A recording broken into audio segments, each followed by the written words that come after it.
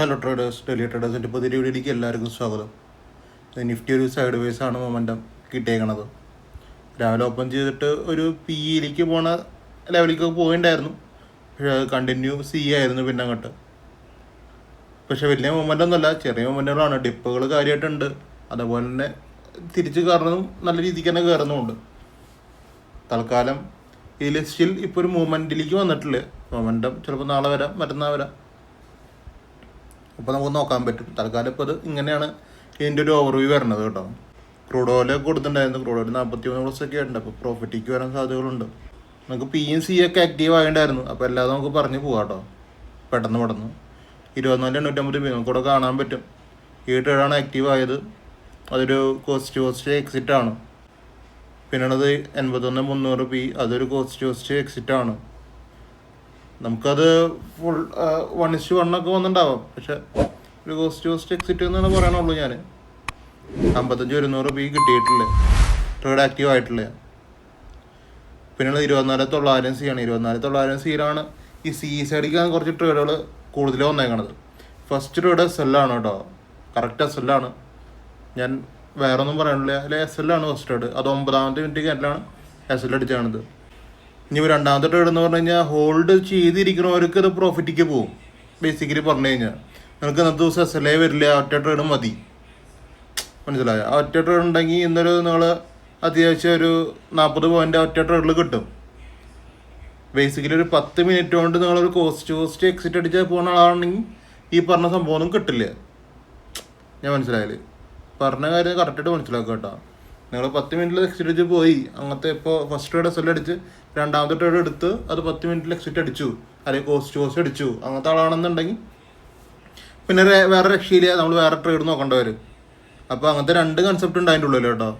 പക്ഷെ അത് 1:1 ഒക്കെ വന്നിട്ട്, പക്ഷെ അത് പതുക്കെ വന്നതാണ്, ഒന്നും പറയാനൊന്നുമില്ല.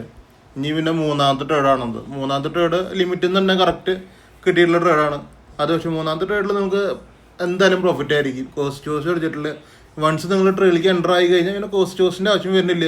വെയിറ്റ് ചെയ്തില്ലെങ്കിൽ ഇരിക്കാം, കുറേ നേരം പ്രോഫിറ്റിൽ തന്നെയാണ് നിൽക്കണത്. പക്ഷെ ആ പറഞ്ഞ ട്രേഡ് 20 പോയിൻ്റ് 25 പോയിൻ്റാണ് പോയേക്കണത് വൺ വേയിൽ കേട്ടോ. മിനിമം 20 പോയിൻ്റൊക്കെ നമുക്ക് കണക്ക് കൂട്ടാം. ബാക്കി കുറച്ച് നേരം ഇരിക്കുന്നത് നിങ്ങളെ മെൻറ്റാലിറ്റി പോലെ ഇരിക്കണത്, നിങ്ങൾ എത്രത്തോളം ഇരിക്കണം എന്നുള്ളതൊക്കെ. പിന്നെ ലാസ്റ്റ് ട്രേഡ് ഇതാണ്. ഇത് ഞാൻ സെപ്പറേറ്റ് ഗ്രൂപ്പിലിട്ടുണ്ട്. പക്ഷെ എന്ന് വെച്ചാൽ അത് ആക്റ്റീവ് ആവുന്ന ടൈം 3 മണിയൊക്കെയാണ്. നിങ്ങൾക്ക് വേണമെങ്കിൽ മാത്രം എടുത്താൽ മതി. 3 മണിക്ക് 2:30 ശേഷമുള്ള ട്രേഡുകൾ ഞാൻ പ്രോത്സാഹിപ്പിക്കണില്ല, ഇട്ട് കൊടുത്തു മാത്രം. അത് SL തന്നെയാണ് കേട്ടോ. First trade last trade SL ആണ്. അതിൻ്റെ അടുത്ത് 2 ട്രേഡുകളുണ്ട്, അത് പ്രോഫിറ്റാണ്. അതിലിപ്പോൾ ഈ മൂന്നാമത്തെ ട്രേഡ് മാത്രമാവും മിക്കവരും കിട്ടിയിട്ടുണ്ടാവുക. ഇനിയിപ്പോൾ ഈ രണ്ടാമത്തെ ട്രേഡ് എടുത്ത് ഹോൾഡ് ചെയ്യണവരുണ്ടെങ്കിൽ അങ്ങനെ, അത്രേ ഉള്ളൂ കാര്യം. പിന്നെ 81,400 ആണ്. ഫസ്റ്റ് ട്രേഡ് കോസ്റ്റ് ആണ് കേട്ടോ. SL പോകേണ്ട ആവശ്യങ്ങളില്ല. കോസ്റ്റ് എന്നല്ല, ഒരു 10 രൂപ 5 രൂപ നമുക്ക് പോവും. മനസ്സിലായി? ലോസ് എന്തായാലും വരും, 5 രൂപ 10 രൂപ എന്തായാലും ലോസ് വരും, പോയിൻറ്റ്സ്. അപ്പോൾ അതാണ്. ഇപ്പോൾ രണ്ടാമത്തെ ട്രേഡ് നിഫ്റ്റിയുടെ പറഞ്ഞ അതേ കേസ് തന്നെയാണ്. ഹോൾഡ് ചെയ്തിരുന്നു കഴിഞ്ഞാൽ ഒരു 150 പോയിന്റ് കിട്ടും. 1:4 ഒക്കെ കിട്ടാൻ സാധ്യതയുണ്ട്. പക്ഷെ അത്രത്തോളം ഹോൾഡ് ചെയ്തിരിക്കണം, അതാണ് പ്രശ്നം. പിന്നെ മൂന്നാമത്തെ ട്രേഡാണ് എല്ലാവർക്കും കിട്ടിയിട്ടുണ്ടാവുക. നല്ല രീതിക്ക് ഒരു പ്രോഫിറ്റ് ഓറിയൻറ്റഡ് ആയിട്ടിരിക്കാൻ പറ്റുന്നത്. വൺ വേയിൽ പോയിട്ടുള്ള മൂന്നാമത്തെ ട്രേഡാണ്. അതൊരു 1:2 ആണ്. പക്ഷെ കുറച്ച് നേരം ഇരുന്നിട്ടാണ് 1:2 ഒക്കെ പോയിക്കണത്, വെറുതെ ഒന്നും പോയിക്കണതല്ല. പിന്നെ നമുക്ക് ബാങ്ക് നിഫ്റ്റി ഉണ്ടായിരുന്നു. ബാങ്ക് നിഫ്റ്റി 55,200 ആണ്. ഇത് കുറേ നേരം ഹോൾഡ് ചെയ്യണം, എന്നാലാണ് കിട്ടുള്ളൂ. 33-40 പോയിന്റ് കിട്ടിയിട്ടുണ്ട്. പക്ഷെ ഇതൊരു കോസ്റ്റ് എക്സിറ്റ് ആയിരിക്കും. പ്രത്യേകിച്ച് എടുത്ത് പറയാനുള്ള ട്രേഡൊന്നും ഇല്ല അത്. അപ്പോൾ ഓൾറൗണ്ട് ഇത്രയും ട്രേഡാണ് നമുക്ക് കിട്ടിയത്. ഞാൻ ഡെയിലി ഇത് പറഞ്ഞു പോകേണ്ട കാര്യം, നമ്മൾ ചെയ്തിട്ടുള്ള എല്ലാ കാര്യങ്ങളൊക്കെയും ട്രേഡിംഗ് വ്യൂവിൻ്റെ ഈ കാര്യങ്ങൾ ഡീറ്റെയിൽസൊക്കെയും നിങ്ങൾ ശ്രദ്ധിച്ചിട്ടുണ്ടാവും. കുറച്ച് പ്രൈസുകളുള്ളൂ. ഒരു സ്ട്രൈക്കിൽ വേണമെങ്കിൽ ഒരു പ്രൈസ്, 2 പ്രൈസ്, 3 പ്രൈസ് ഉണ്ടാവുള്ളൂ. അതിലാണ് ട്രേഡ് എടുക്കേണ്ടത്. 100 പ്രൈസ് ഇട്ടിട്ടല്ല ഞാൻ സംസാരിക്കണത്, മനസ്സിലായില്ലേ? അപ്പോൾ ആ ഒരു പ്രൈസിൻ്റെ മുകളിൽ കണ്ടീഷൻ ആക്ടിവിറ്റി ആയി ട്രേഡ് എടുക്കാം, അത്ര ഉള്ള കാര്യം. ഞാൻ എല്ലാവരും എടുത്തത് തന്നെ പറയാറ്. അപ്പോൾ അത്രയും സിമ്പിളായിട്ട് നമുക്ക് ട്രേഡ് എടുക്കാൻ പറ്റുന്ന ഒരു ഏരിയ ആണ് എൻ്റെ ഗ്രൂപ്പ് കേട്ടോ. താല്പര്യമുള്ളവർക്ക് ജോയിൻ ചെയ്യാം. ഫ്രീ ഗ്രൂപ്പാണ്, പെയ്ഡ് ഗ്രൂപ്പ് ഉണ്ട്, കോഴ്സ് ഉണ്ട്. പക്ഷേ എന്ന് വെച്ച് കഴിഞ്ഞാൽ ഫ്രീ ഗ്രൂപ്പ് ഉണ്ട്. ഫ്രീ ഗ്രൂപ്പിൽ നിങ്ങൾ കംഫർട്ടബിൾ ആണോ പോലെയാണ് ബാക്കിയൊക്കെ നിങ്ങൾ തീരുമാനിക്കുക. പിന്നെ ക്രൂഡ് ഓയിലിൻ്റെ കാര്യം പറഞ്ഞു. ക്രൂഡ് ഓയിൽ രാവിലെ കൊടുത്തിട്ടുണ്ട് കേട്ടോ, രാവിലെ ട്രേഡ് കൊടുത്തിട്ടുണ്ട്. പിന്നെ ട്രേഡിംഗ് ഒക്കെ ചെയ്യുമ്പോൾ നന്നായിട്ട് മനസ്സിലാക്കിയിട്ട് എന്താണ് നിങ്ങൾ ചെയ്യണത്, ലോസ് എത്ര വരും, പ്രോഫിറ്റ് എനിക്ക് എത്രത്തോളം വേണം, ഒരു ദിവസം എത്രത്തോളം പ്രോഫിറ്റ് എടുക്കണം, ഒരു ദിവസം എത്രത്തോളം ലോസ് എടുക്കണം, നിങ്ങളുടെ ക്യാപിറ്റൽ എത്ര യൂസ് ചെയ്യണം.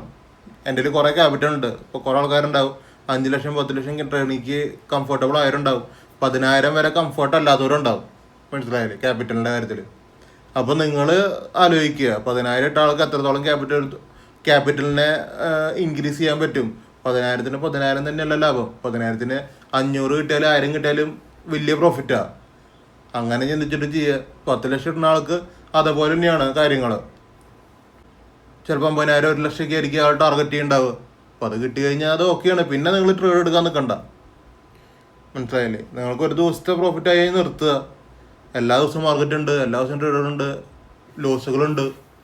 കണ്ടിന്യൂ നമ്മൾ ഓപ്പർച്യൂണിറ്റി നോക്കിയിരുന്നു കഴിഞ്ഞാൽ ലോസുകൾ വരാൻ ചാൻസുകളുണ്ട്. ഒരു വട്ടം മാർക്കറ്റ് നല്ല രീതിക്ക് പോയി കഴിഞ്ഞാൽ, നമ്മുടെ ഫേവറിന് പോയി കഴിഞ്ഞാൽ പിന്നെ അതിൽ മാക്സിമം പ്രോഫിറ്റ് എടുക്കുക, മാർക്കറ്റിന് ഒഴിവാവുക. അത്രേ ഉള്ളൂ ചെയ്യാനുള്ളത്. നമ്മൾ വെറുതെ ചാർട്ട് നോക്കിയിരുന്നോ എന്നാലും പ്രശ്നമില്ല. പക്ഷേ ഓവറായിട്ട് തിങ്ക് ചെയ്യാൻ നിൽക്കണ്ട. അപ്പോൾ അത്രയ്ക്ക് ഇന്നത്തെ വീഡിയോ ഷൂട്ട് കഴിഞ്ഞാൽ യൂട്യൂബ് ചാനൽ സബ്സ്ക്രൈബ് ചെയ്യുക, ലൈക്ക് ചെയ്യുക, ഷെയർ ചെയ്യുക. ഇൻസ്റ്റാഗ്രാമൊക്കെ ഒന്ന് ഫോളോ ചെയ്ത് വെച്ചേക്കുക. ഇൻസ്റ്റാഗ്രാം ബ്രോഡ്കാസ്റ്റ് ചാനലുണ്ട്. അപ്പോൾ അതിലും കൂടി ജോയിൻ ആവുക. മാക്സിമം സപ്പോർട്ട് ചെയ്യുക. ഒരു കമൻറ്റ്, ഒരു ലൈക്കൊക്കെ മാക്സിമം ചെയ്യാൻ നോക്കുക. അപ്പോൾ നാളെ കാണാം. Okay, by.